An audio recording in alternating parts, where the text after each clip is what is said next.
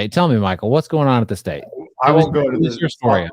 I won't go into the sausage making, but the House passed that prohibition on vax mandates by private employers, like yesterday or the day before. Is it all vaccines or just COVID vaccine? COVID-19. COVID-19. Just the COVID vaccine. What did I say? Did I not say that? You said just COVID or all? Right. So just the COVID vaccine or all vaccines?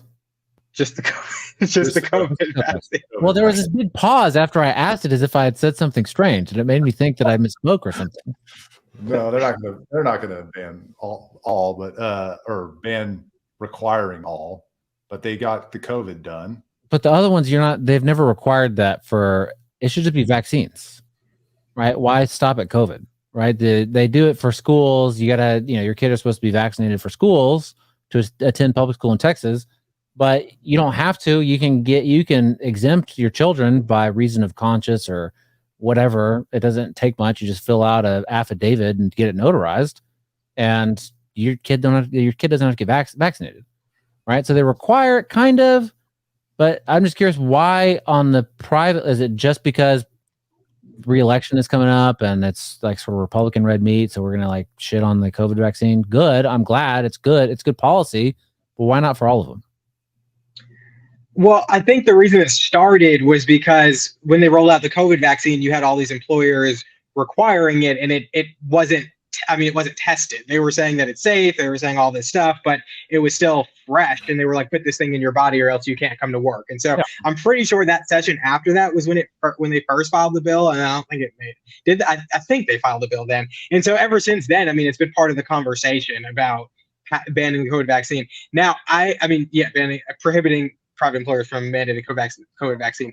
But I'm also curious about, because the legislation says COVID-19, and COVID-19 is COVID-19 because it came in 2019. So, what happens if there's a COVID-23? It just doesn't apply to that. That's kind of what I'm saying. All right, COVID's sort of in the rear view at this point. Who in the hell is even talking about the COVID vaccine anymore? Besides, occasionally, I don't know, your local insane person. Right? Well, I do think some people are still I do think that some places are still trying to mandate it. I do believe that's the case. But I'm just also curious about that's one variant or that year's variant. So I'm I don't know. Why wasn't it just COVID? Right. That's sort of what I'm saying too. Is it don't you think that it's a little bit short-sighted, right? There's going to be that clip of Tedros, whatever his name is. God, I'll get it. I'll learn it one day. He's talking about there will be another pandemic. It's not about if, it's when, right?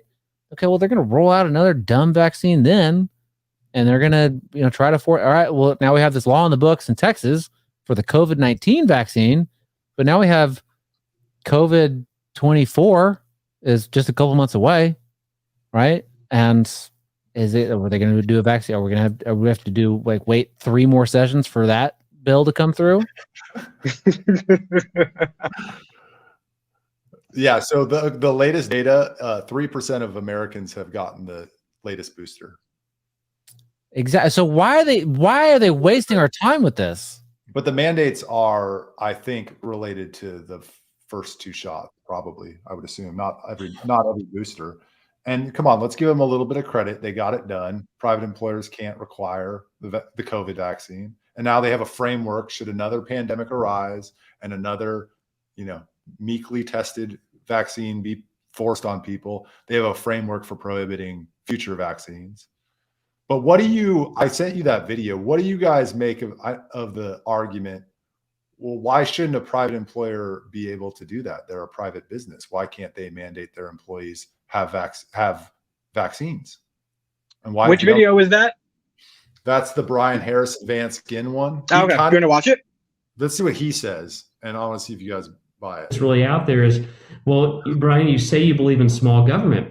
If private businesses want to mandate the vaccines, why don't you let them? Isn't that a small government position? And I'm very sympathetic to that argument, because I'm one of these people that when they come and say, hey, Brian, should the government do? And I'm like, let me stop you there. The government probably shouldn't do that thing. Yeah. But in the case of vaccine mandates, the only reason we ever had them in the private sector is because of bad government action, primarily through the PrEP Act and others that created a liability shield for employers, letting them shift all the risk to the employees. They're not, the free market didn't give us private sector COVID vaccine mandates. Those are results of government action, and it's very right and proper for states to protect the individual medical freedom of their constituents. And I'm not going to stop about this fight until every Texan has medical freedom from COVID tyranny. I mean, what was the thrust of his argument? That all of the burden of the responsibility was on the employer, the individual. I think he's making the case that the mandates themselves were the result of government action, and therefore it wasn't the employers themselves just saying this is what's best for my business, so they need to respond to the. I thought it was kind of a dodge. I couldn't really comprehend the point he was trying to make, as you can see as I'm trying to articulate it. Surely some businesses mandated it because they thought it was best. Probably. I think I didn't really understand the argument either. I think what he was saying was that partially what Michael said, which was that the mandates were initiated by government because of some sort of like putting the burden on, or putting the responsibility or whatever on the private person, the employee. And so because they initiated that and forced employers to shift that onto the employee, this is kind of reversing that and shifting it back on to government to prohibit the private sector employer from mandating it. So I don't know if that's exactly what he was saying. That's kind of what I inferred, but yeah, I'm not sure. Well, I mean, I think that right. In this case, where if your employer, you already have a job. In the case that you already have a job somewhere, and then your employer says, "Hey, you have to take this vaccine." I don't care if it's an experimental vaccine or a quote unquote tried and true, whatever, totally safe vaccine. Which take your pick. I don't care. Like if your employer is going to say, "Hey, you got to take that now, or you're going to get fired," well, your employer better be on the hook for any damages that could happen. And I'm talking about any damages. I don't care if it's the sniffles and you got to take a few days off. You're going to get paid for those days off, or you get full blown autism, right? They are paying for you for the rest of your life, right? Like, that's that. But I think when it comes to, all right, this is a new job, and they say, well, to work here, you have to have these, vaccines for X, Y, Z reason.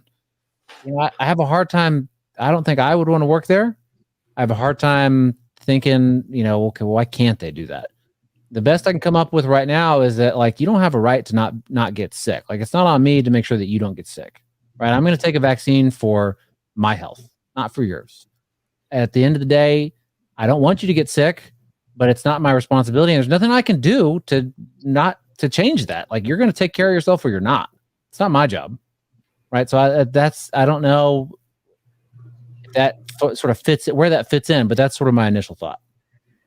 Well, and I think some of what you said just kind of reminded me of something, and I'm not a vaccine policy expert, so I could be getting this somewhat, at least partially wrong. But I know that there is, they severely limit the liability for these vaccine makers for if there is something that goes wrong. If you get the sniffles, if whatever. What's that? No liability. Right, no liability. So since government is the one that is protecting them, I think what he might be saying now, it might be making a little more sense to me. Since government is the one that's protecting them from that liability, he's now saying that it's appropriate for government to step in and not allow employers to mandate you take that vaccine, since you have no repercussions. You can't necessarily sue your employer, I don't think. You certainly can't sue the vaccine maker. So you really have nothing you could do if you were to fall ill because of it. So yeah. I'm assuming that's where he was going. That makes sense. Yeah. If the government's going to be on the hook, then the government gets to call the shots. So wouldn't now alternatively, go ahead. Would the response to that be to remove the liability protection? Yeah. That's what I was just about to say. I was going to say alternatively. You're talking about a utopia here. All right, bud, we're not getting there. Here's my take on it. Always going to be protected. I get that argument, I guess, but I think conservatives need to drop the Milton Friedman, being Milton Friedman sycophants a little bit here.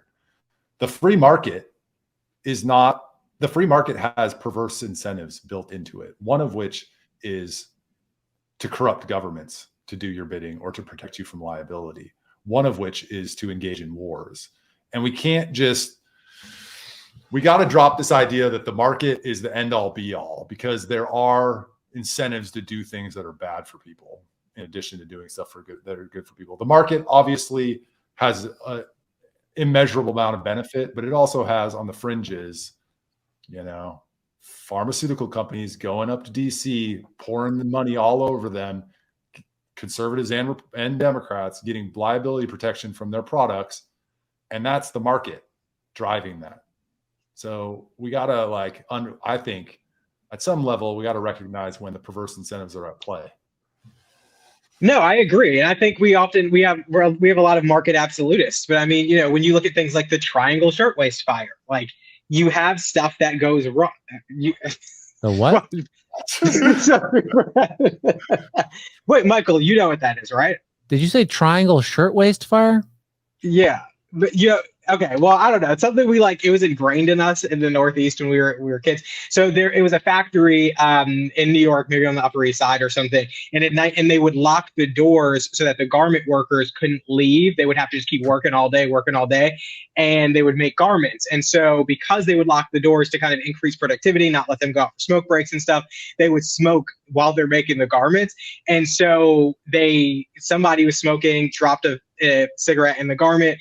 The whole place caught fire. 146 people died because they couldn't get out because the doors were locked. And so, I mean, the incentive there was that they were just trying to generate as much revenue as they can, and they didn't have safeguards. And then it led to a whole reform movement after that. But the underlying point here is that, like Michael's saying, there's sometimes these incentives there that could lead you to cut corners and do bad things. And you got to put some parameters in some places sometimes. I mean, being a market absolutist is great, but then, it could also lead to 146 people perishing. Or millions of people getting a experimental vaccine stuffed in their arms when they don't want to. I mean, come on, tomatoes. Come on, it's all the same, Michael. It's not a competition, all right? Like fires and experimental vaccines, both are terrible.